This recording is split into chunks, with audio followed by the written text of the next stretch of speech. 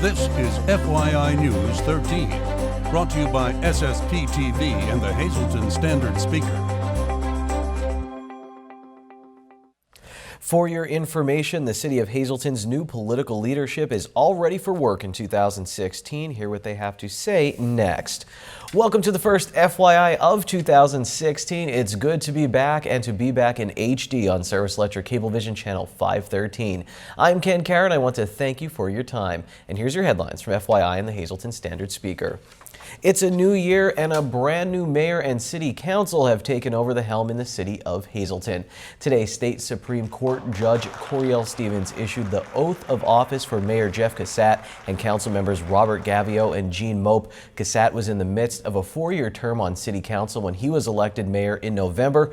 Gavio is a newcomer to the political scene, while Mope won a re-election bid in November. Prior to the ceremony, outgoing Mayor Joe Yanuzzi and outgoing Police Chief Frank DeAndrea each addressed the large crowd, expressing their gratitude for their time in office and wishing the best to those who now serve. Following today's inauguration and council meeting, our Lisa Sugart had the opportunity to talk with now Mayor Jeff Cassat about his plans for the city of Hazleton. I'm pleased to be joined by the newly sworn-in Mayor of Hazleton, Jeff Cassat. What is going through your mind now that it's official? You are the Mayor of Hazleton. It's the same thing as was yesterday. You know, we got to work together with council. Recently, the mayor vetoed their budget, so now we have to work together to try to work out and see if they're going to override the budget or what's going to take place on that behalf. What do you think? I mean, I know the budget has to get solved first of all, but then what are you going to work on first off the bat to get solved? Well, we need the budget to see where the outline of the money is going to be. I really wasn't a fan of the way they eliminated certain line items out of the last budget or the revenue streams that were in there. So it kind of left me with my hands tied. So I'm going to meet with council this week and see if we could, work it out. We have another new council person on now, Grace Kuzo, taking over your vacant seat on council. So how do you think this council will gel? Well, I've known Grace for 5 years now. I've talked to her often about many things. Bobby Gavios, he has his input on stuff. So I think we'll be able to work together. I'm very comfortable talking to all 5 people. I've known them all for many years now, so I think we'll be okay. What do you hope to see from the people of Hazleton now that you're mayor? Have you been getting feedback? Are they talking positively? What are their biggest concerns? It seems like the people are very happy to look for a change. There's like new hope that new administration is going to come and change things. I haven't had any really bad feedback, so hopefully they give me some time, give us the whole city some time to make the changes that need to go into place. And I know police is one of the top concerns on everybody's mind right now. Have you looked at anything new, or are you contemplating anything new to bring more police to the force? Well, again, it goes back to the budget. We have to see what council is willing to give. Obviously nobody wants to raise taxes. Hopefully they'll go for some other revenue sources that I have in mind and be able to put things into place. Now, today was also the last council meeting for now former Hazleton Mayor Joe Yanuzzi. Yanuzzi did speak publicly before the inauguration this morning. He thanked members of his administration and his family for their support during his tenure. We caught up with him after today's changing of the guard. What final words would you like to say and to the new mayor and the new council taking over? Well, I met with Jeff and I have told him to take your time, go slow, don't run into it. But I'd like to tell the public that Jeff is making changes, and some are not going to like it, some won't. But give it time, let the dust settle, and look at it, and then make your comments of what you think. But for now, he's going to be doing a lot of things, and you might not like the moves, but maybe down the road you'll see what he's trying to accomplish. So give him that much time. Looking back at your tenure as mayor, are you satisfied with what you did? Would you have done anything differently? How are you feeling right now? I think I don't like to brag, but I think I did a good job, especially my staff. What they inherited and what we changed it to, I'm very pleased with. I only judge myself by my feelings, and I feel good about it, so I'm happy to walk away. The newly organized Hazleton City Council's first action was to replace the seat left vacant when Councilman Jeff Cassat moved to take his place as Hazleton mayor. Councilmember Jean Mope made the motion, and council voted to appoint longtime public watchdog and former mayoral candidate Grace Kuzo to fill the remaining 2 years of Jeff Cassat's council seat. Kuzo is a Democrat while Cassat is a Republican. Kuzo joins newly elected Councilmember Robert Gavio, Mope, who was re-elected in November, along with Dr. David Sosar and Jack Mundy. Mundy was named council president and Mope vice president. We talked with Kuzo after today's meeting and some members of council about the challenges they now face in 2016. I'm at these meetings, so I think I have a lot to offer. And I think everybody has to look at the entire city, and I think that's been forgotten. And that's what I want to bring to the table. I want the whole city looked at. I want everybody looked at. I don't want only Broad Street. I want Peace Street. I want Hayes, everything. And I've said this before, and I hope I can do that. Well, it feels good. I'm looking forward to working for for all the people in the community. Like I said, in the end, I work for you people. You are my boss.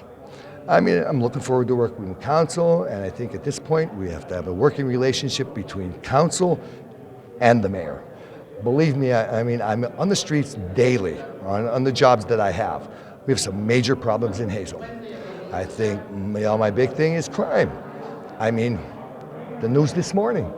I mean, I think we have to tackle that, and then you'll see things come into place. It is such a privilege to serve the people of Hazleton, and I can't thank them enough. Truly, I can't thank them enough. This was an honor that I've hoped would happen, and I'm glad it happened. What's the biggest problem you want to see corrected right off the bat? Right off the bat, I would like to see the crime and that addressed immediately, all right? Our streets immediately. These are things that have to be looked in. I'm hoping that Jack and Jeff and the rest of council can all sit down and have a meeting and work together and go in a direction and try to iron out these problems and see what needs to be done first. What's going through your mind now? A fresh new year, a new mayor, new council. Do you think things can be solved, problems could be solved? Any problem could be solved. If it's broken by man, it could be fixed by man. So I think I'm looking forward. I think Jeff has some good ideas, and we plan to work with them. We plan to, I said for the last month, I said, Jeff, if you have a budget, give it to us, and we'll work with that. If you have changes to our budget, yes. I mean, I don't know what more I could say. While former Mayor Joe Iannuzzi vetoed council's budget, the new council can vote to override the veto, or Mayor Cassat can submit his own budget for the city. A Hazleton man is in custody after a vehicle shooting that occurred around 2:15 Sunday morning. Police say 28-year-old Joseph Pitts fired 3 shots at a man and woman inside a vehicle in the area of First and Vine Streets. Not long after the incident was reported to police by the female victim at City Hall, Pitts was arrested without incident at his home on Carson Street. The driver of the vehicle Pitts was in was also taken into custody, but the Standard Speaker reports that it seems no charges have been brought against him. The female victim told police the shooting was related to a fight where someone was stabbed at a bar in Hazleton, but court papers did not have any information on that incident. No one was injured in the shooting, and Pitts is being held at the Luzerne County Correctional Facility in Wilkes-Barre after being unable to post $500,000 bail.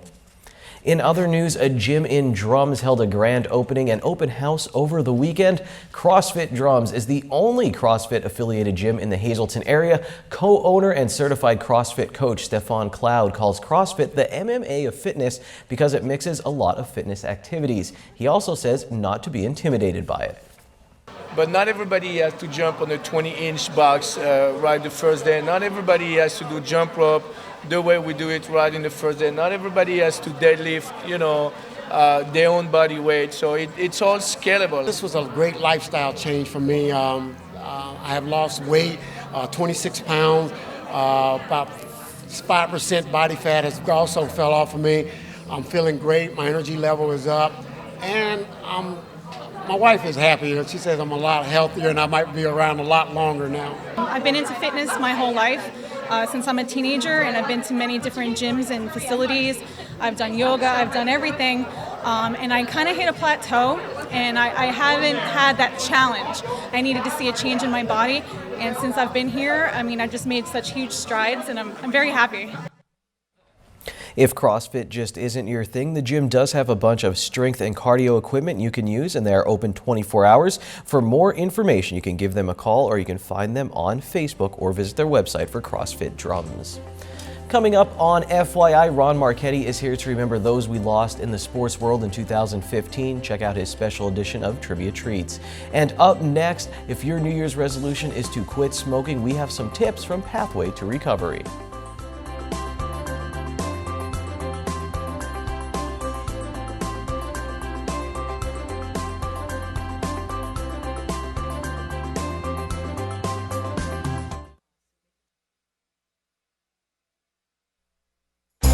This is FYI News 13, brought to you by SSPTV and the Hazleton Standard Speaker. Are you sad that the holidays are over? Well, keep celebrating with Core Fitness in Hazleton. This will also pay off if you want to lose some weight in the new year. Core Fitness is celebrating their 5th anniversary with some specials. Sign up now for a $15 joining fee and $5 January dues with February paid in full. Non-members can purchase a $50 class pass, and that's for $50, or 50 class pass for $50, and members can get a pass for only $25. Core Fitness offers a number of classes, including Zumba and Payo, and much, much more. For a full list, check out Core Fitness's website. The offer ends January 31st at Core Fitness Women's Premier Fitness Club. Also check out Christy Smith of Core Fitness on an episode of Let the People Know right here on SSP TV. She'll give out some advice that will help you get in or stay in shape in 2016. Plus, we'll have more fitness segments from Core Fitness coming your way right here on FYI. Time now for FYI News 13 weather. The sun had the nerve to show its face in downtown Hazleton today, but it didn't help much as the coldest air mass of the season hit our area. In fact, we have a hazardous weather outlook because of the cold temperatures and wind chills. Tonight, we're expected to be in the single digits and possibly below zero. Here's our local weather forecast from the National Weather Service. Tonight, mostly clear, low around 6 degrees. Wind chill will be as low as -11 with the wind gusting from 14 to 16 miles per hour. On our 4-day outlook, not heating up that much. Tuesday will be sunny with a high near 25, wind chill as low as -9. Tuesday night will be clear with a low of 10 degrees. Wednesday sunny with a high above freezing. Wednesday night mostly clear, we'll have a low of 21 degrees. Thursday the sun comes out with a high near 40 degrees. Thursday night mostly cloudy, will be in the upper 20s. And then on Friday mostly cloudy with a high of 40. Friday night rain is likely after 8 p.m. We'll have a low of 34 degrees.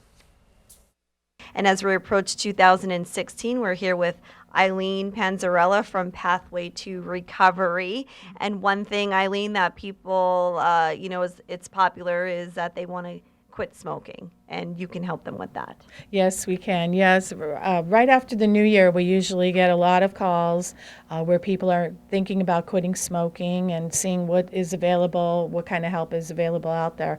So at our agency, we are funded for smoking cessation programs. We can do counseling. We have individual counseling, and we can also provide some nicotine replacement products free through the state for a person as a help in that. If they don't want to come for counseling, and they can also call, Pennsylvania has a free quit line, 1-800-QUIT-NOW, and they can do telephone counseling where they will receive that 24/7 whenever they want to call during the day. And if they're struggling, they can give a counselor a call, talk it through. And I believe they are also providing some nicotine replacement. Hopefully once the budget's passed, they'll be able to offer that again. Okay. For a non-smoker, it might seem so simple to quit smoking, but really it's, such an addiction. What kind of advice can you offer people who might be thinking, this year, I really want to take this seriously? And you're right, it is an addiction. Nicotine is one of the most addicting drugs that we know of. So it is a powerful addiction. For many people, it's not easy. And even if they've tried before, I hear that a lot, I've tried in the past, I can't do it. Keep trying. And that they say on average it takes 7 attempts to quit before a person is successful. And that's so just keep trying to quit, look for different ways, maybe try cold turkey. If that didn't work, the nicotine replacement. There's a lot of other options out there for people, and they just have to, set a quit date, get it in their head, I'm going to try this day, and if they slip, hey, it's not a failure, it's a learning experience. Why did I slip? Let me see what I could do better next time. The downfall to setting those New Year's resolutions is sometimes people put too much pressure on themselves all at the beginning.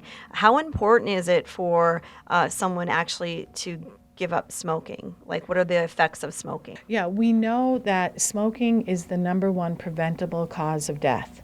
And in Pennsylvania alone, 20,000 people die every year because of smoking-related illnesses. So quitting smoking is extremely important. Immediately, blood pressure drops. If you have high blood pressure, it's going to drop when you quit smoking. You're going to see some immediate health benefits, and they keep progressing, and that where the lungs can improve. We have a lot of good benefits to quitting. All right, so keep your health for 2016. Eileen offered some great tips and some phone numbers, and you could also contact Pathway to Recovery. Yes, and that they can call, ask for me, and we'll set up an appointment, and we'll give it a shot. We'll get them going. All right, well, Happy New Year to you. You too, thank you. All right, and Happy New Year to all of our viewers here on FYI. And some more money might help out in the new year. Here's your midday winning Pennsylvania lottery numbers on the green screen. Pick 295, pick 3950, pick 46188, and pick 544356. When we come back, we'll have an update on the Wilkes-Barre Scranton Penguins, and Ron Marchetti has trivia treats.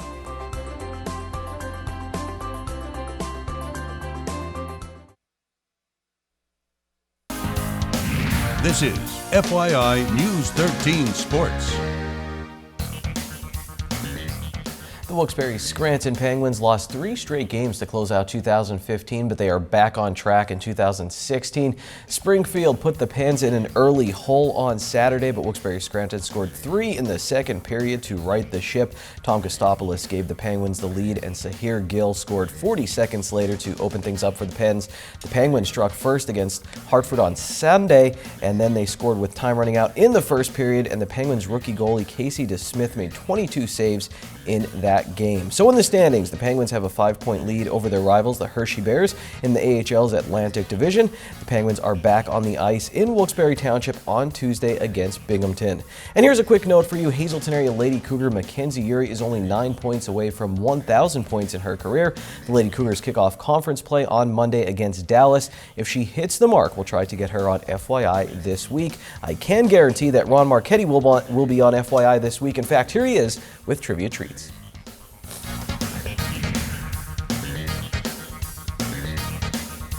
I hope you had a Merry Christmas, and I wish we all have a happy and healthy and good New Year. Of course, that won't happen for all of us, so we just have to hope and pray for the best it could be. Hi, everybody, and welcome to our first show of 2016. At the end of each year, or the beginning, we remind our audience of sports figures we lost during the past year. From the Booyah ESPN anchor, who was as cool as the other side of the pillow, to the Moses who led Philadelphia to the promised land, from Tark the Shark to Mr. Cub to the Snake, indelible names that many of us should not forget. Stuart Scott, ESPN anchor, was 49. Nobody goes there anymore because it gets too crowded. Yogi Berra was 90. Coach Dean Smith was 83. Frank Gifford was 84. Chuck Bednarik was 89. Ernie Banks was 83. Ken Stabler was 69. Moses Malone was 60. Coach Jerry Tarkanian was 84.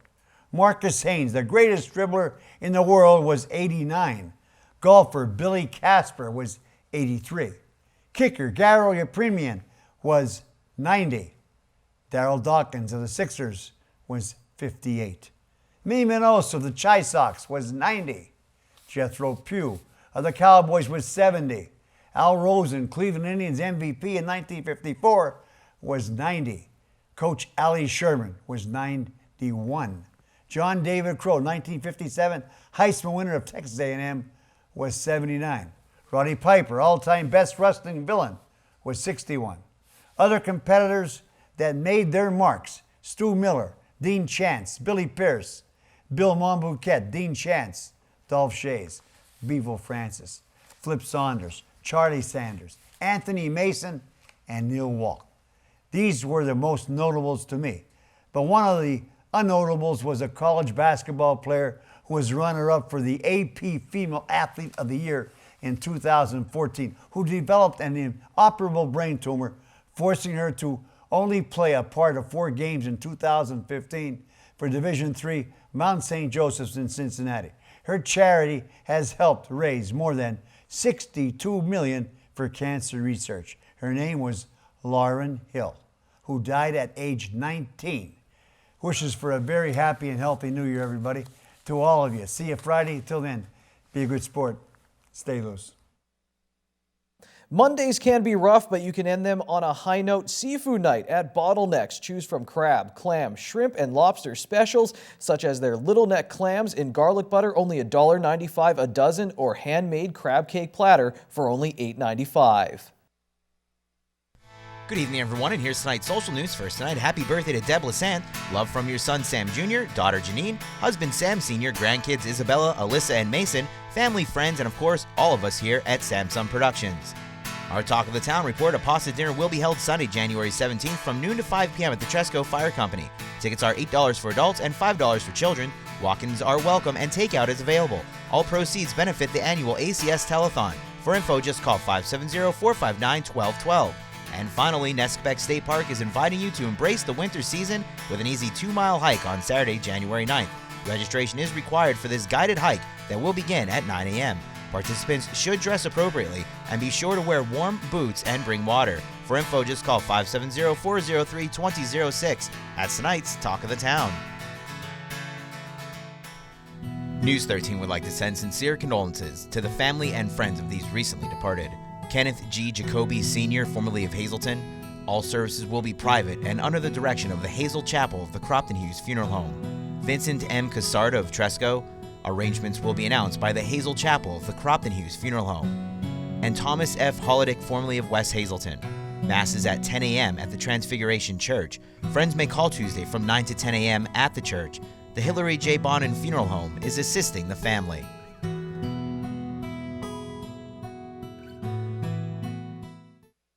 Attention pay-per-view subscribers, if you see your name right now on News 13, you have 13 minutes to call in and win a free movie from Service Electric Cablevision.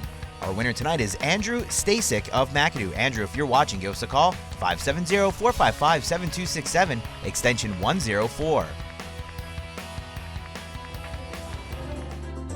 I ate an entire box of chocolate Smidgens yesterday, so my New Year's resolution is to eat 2 boxes of Smidgens over the Easter holiday. We'll see if I can do it. We'll see you tomorrow. We'll keep 2016 going right here on FYI. Take it easy, everyone.